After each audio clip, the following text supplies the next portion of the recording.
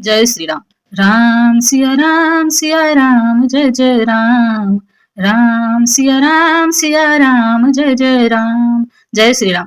श्याम सरोज दाम सम सुंदर प्रभु भुज करि कर सम दस कंधर सो भुज कंठ की तब असी घोरा सुनु सठ असी प्रवान पन मोरा। सीता जी ने कहा, हे दस ग्रीव, प्रभु की भुजा जो श्याम कमल की माला के समान सुंदर और हाथी की शुर के समान पुष्ट तथा विशाल है, या तो वह भुजा ही मेरे कंठों में पड़ेगी या तेरी भयानक तलवार ही।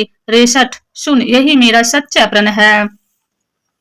चंद्रहासि हरुमम परितापम रघुपति विरह अनल संजातम शीतल निशित बहसी बर धारा कह सीता हरुमम दुख भारा। सीता जी कहती है, हे चंद्रहास, श्री रघुनाथ जी के विरह को अग्नि से उत्पन्न मेरी बड़ी भारी जलन को तू हर ले। हे तलवार, तू शीतल तीव्र और श्रेष्ठ धारा बहाती है, अर्थात तेरी धारा ठंडी और तेज है। तू मेरे दुख के बोझ को हर ले।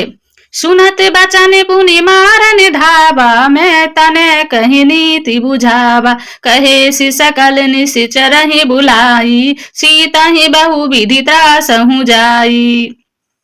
सीता जी के ये वचन सुनते ही वह मारने दौड़ा। तब मैं दानव की पुत्री मंदोदरी ने नीति कहकर उसे समझाया। तब रावण ने सब राक्षसियों को बुलाकर कहा कि जाकर सीता को बहुत प्रकार से भय दिखलाओ। माँ सी दिवस महु कहा न माना तो मैं मार विकाठी कृपाना। यदि महीने भर में यह कहा ना माने तो मैं इसे तलवार निकालकर मार डालूंगा। भवन गयो दस कंधरी हाँ पिशाचनि वृंद सीता ही त्रास देखा वहीं धरा ही रूप बहुमंद। यूं कहकर रावण घर चला गया। यहाँ राक्षसियों के समूह बहुत से बुरे रूप धरकर सीता जी को भय दिखलाने लगे। त्रिजटा नाम राक्षसी का राम चरण रति निपुण विवेका सब नहु बोल सुनाय से सपना सीता ही से करऊं हित अपना।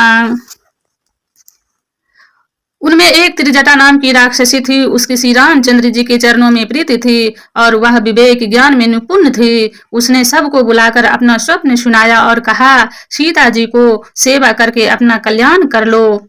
सपने बानर लंका जारी जातु धान सेना सब मारी खर अरूध गगन दस सीसा मुंडित सिर खंडित भुज बीसा। स्वप्न में मैंने देखा कि एक बंदर ने लंका जला दी। राक्षसों की सारी सेना मार डाली गई। रावण नंगा है और गधे पर सवार है। उसके सिर मुड़े हुए हैं, बीसों भुजाएं कटी हुई है। यही विधि सो दक्षिण दिशि जाई लंका मनहु विभीषण पाई नगर फिरी रघुवीर दुहाई तब प्रभु सीता बोली पठाई। इस प्रकार से वह दक्षिण दिशा को जा रहा है और मानो लंका विभीषण ने पाई है। नगर में श्री रामचंद्र जी की दुहाई फिर गई है। तब प्रभु ने सीता जी को बुला भेजा। यह सपना मैं कहूँ पुकारी हो यही सात गए दिन चारी तासु बचन सुनिते सब डरी जनक सुता के चरे नहीं पड़ी।